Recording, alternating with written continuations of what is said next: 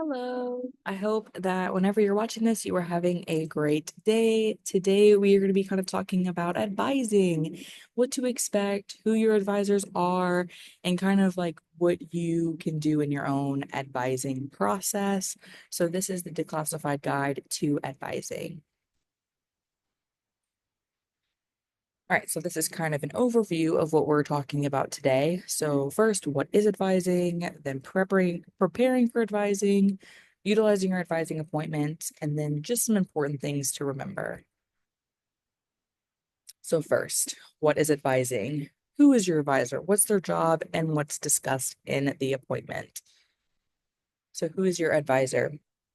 So to find your assigned advisor, you can go to Navigator, click on academic progress, and then click on advisors. And you can see the two pictures on the right side here that kind of shows what you can be expected to look at. And when you click on advisors, it gives you their name and their contact information. So you can shoot them an email if you need to speak with them. Also, the academic advising office on campus have general full-time advisors that you can meet whenever you want. Your assigned advisors, those are typically the people you will be meeting with during those advising periods in the fall and spring semester. But like I said, the academic advising office also has like generic ones that you can meet with throughout the year outside of those typical advising periods. And so what do advisors do? So they check in with you about your academic progress.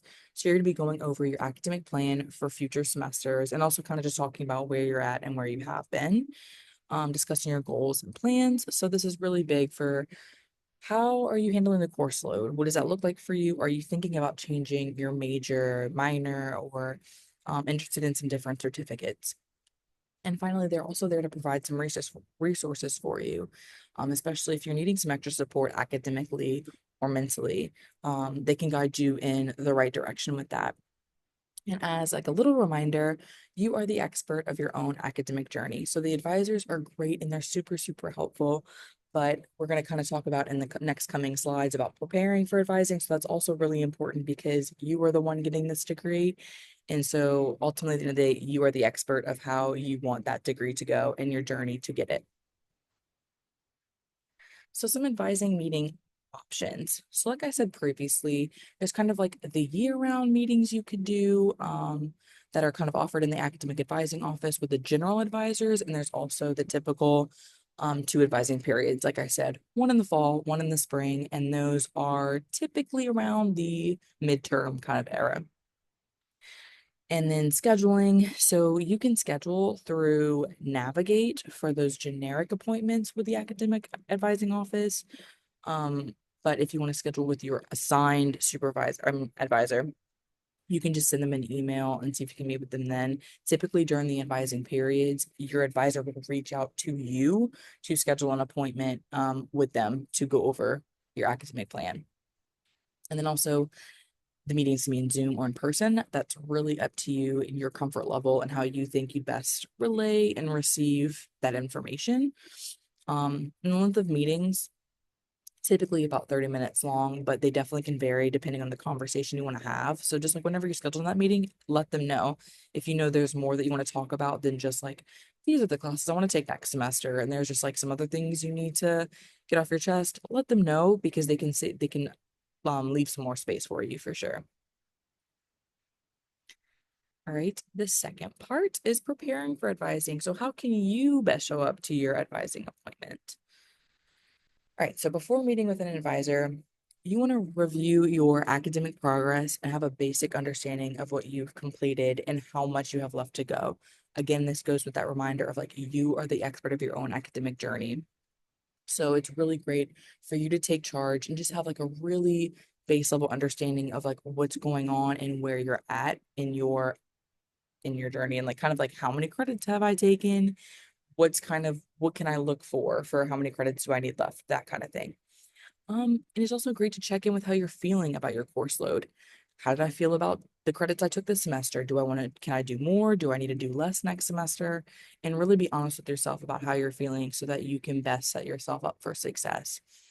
Also, checking in with how you're feeling about your major. Is this something you still want to work towards? Are your kind of passions and motives like changing a little bit? Um, So having a conversation of like preparing for a conversation with your advisor about that, if that's something you're interested in. And then also, after you're kind of reviewing your academic progress and stuff, writing down a simple plan or outline for your future semesters so that you can review that with your advisor and kind of get a second set of eyes to look at what you have and see if it's like realistic. Is that something that's possible for you and your own schedule?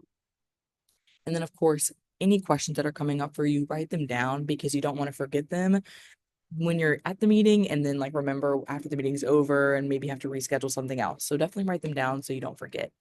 And also just like a little side note on the left side, you don't need to know all the answers, but come in with your questions or concerns so that you can really use your advisor to their best capabilities and utilize your appointments as best as you can. And then these are just, and like I mentioned, checking your academic progress. There are a few ways that you can do this. Probably the quickest, simplest way to check your own academic progress is through the degree tracker report. There's a couple pictures on that right side. So you're gonna log into Navigator again, go to your academic progress, and kind of where you saw advisors underneath that, there's the view the degree tracker report. So if you scroll through that, you'll see what satisfied and unsatisfied requirements you have. So what you've done and what you have left to do. That's pretty like the straightforward way of viewing that. There's also the course catalog. So if you just look up on the internet course description Salem State on the right side, I have a picture of what that should look like when you click on the link. It's a great way again to see your own like what's required for your major, but this is also a great way to explore other majors and minors just to get an idea of, oh, have I already taken some of these classes? What would it look like? Switching my major, like would it set me back? Will I also graduate on time? So just giving you more of an idea of that if that's something you are interested in. And then also there is the academic planner tool on your Navigate 360 app. So this is another great way where you can share your recommendations and plans with your academic advisor. Again, exploring majors, minors, and certificates, track your academic progress. And it's either right now or in the future, you will have the ability to create semester schedules, but there is updates on that on your academic planner resources page on campus. So definitely keep an eye out when they release that. And then utilizing your advising appointment. So we're going to be going over some common conversations and questions that people typically have in advising.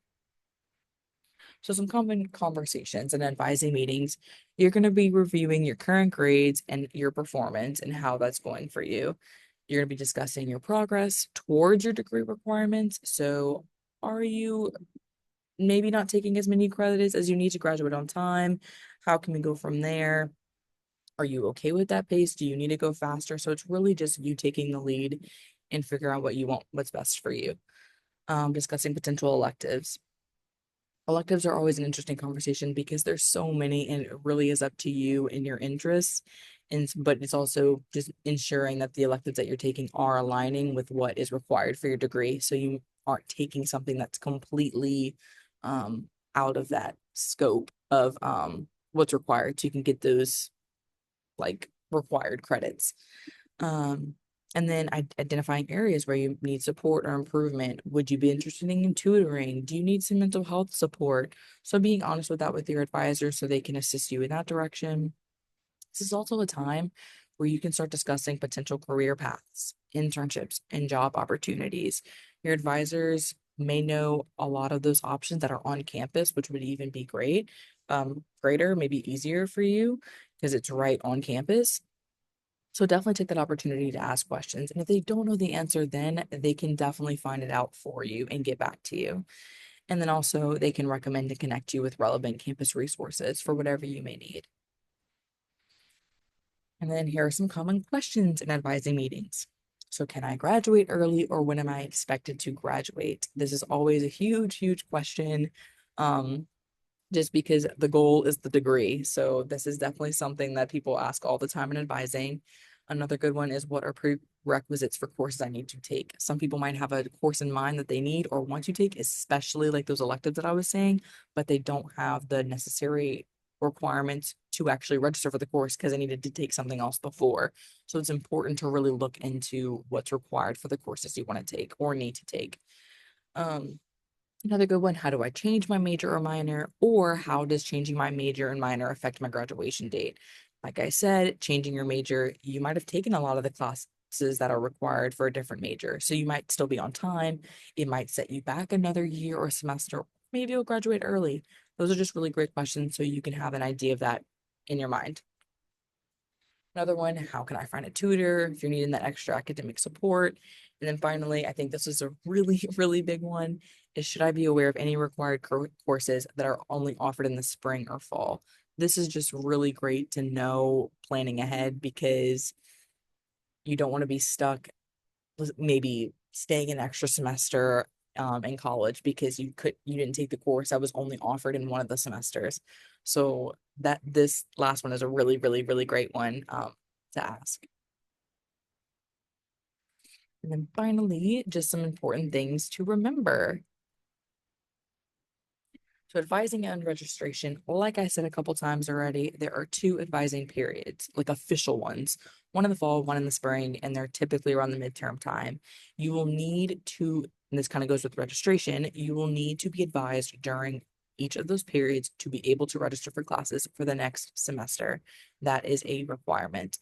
And then also before registration, make sure to check holds on your account before you do that, because if you have any holds, you will not be able to register for classes. And you want to make sure you do that so that you can get your most desired schedule. And then finally, check your registration dates and times so you know when you can schedule. And this picture is just showing on Navigator, if you look at your tasks, that's where it will say any holds you have. And if you want to check for registration dates and times, you can go under manage classes and it will give you that information there. Or also you can ask your advisor. Your advisor should also know when registration and scheduling is happening. And then just some more on-campus resources. So there's the academic advising office. Of course, they're providing students guidance and support as they explore their academic opportunities. There's also the student success coaches in the first year experience office. Each first year student is assigned one. You can find yours on your student success canvas page. Again, just another avenue of guidance and support with what your experience academically, socially, mentally, all of those things. There's also disability services.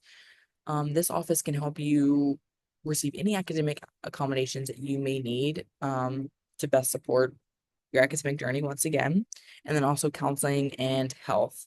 This is just a space where if you need to be supported mentally and physically. Some final reminders. Again, you are ultimately responsible for your academic success and course selection. Advisors are awesome and they are great resources, but your academic journey, getting your degree is all up to you and it's what you put into it. So you are your own expert. And I think that's a really, really great reminder. And also be honest about your academic experience and any concerns you have. Your academic advisors are there for you and for you to finish your degree. So be honest about what's going on so they can best help you. Don't be discouraged if you aren't where you thought you'd be. Progression is key. Some people may be graduating later than they expected. That's not a sign that you're failing or doing bad. You're just taking your degree at your own pace, and that is totally fine. And most people do not graduate when they expect to because life happens. Um, don't forget to check holds on your account for registration. Always a big one. Sometimes people forget about that and they go to register and then they can't because of some holds. So it's just great to check that beforehand. And then, of course, use campus resources to help you succeed. And that is all I have for you today. Thank you for watching. I hope you enjoyed it. I hope you learned something new from this presentation. If you're interested in learning more, you can check out your Student Success Canvas page to find more workshops and information. And here's just our contact info. So thank you again for watching, and I hope you enjoyed it.